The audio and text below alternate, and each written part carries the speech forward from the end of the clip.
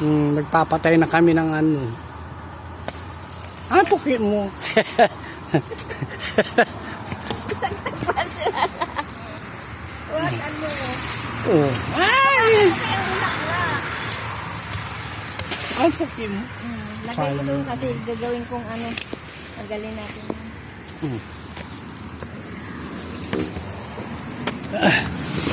Namatay na kasi siya. Ayan. Daming bulak. Ang daan-daan. Sayang. Sawa naman. Bakit kaya? Ano ba nangyari sa iyo at namatay ka?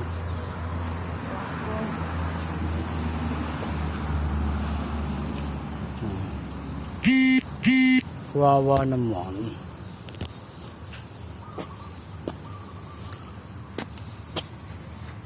Iniwan ng asawa kaya yun.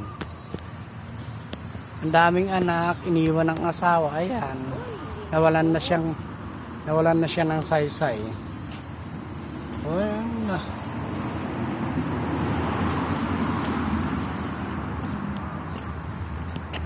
Siya. Kailangan takpan para. Sayang yung mga ano.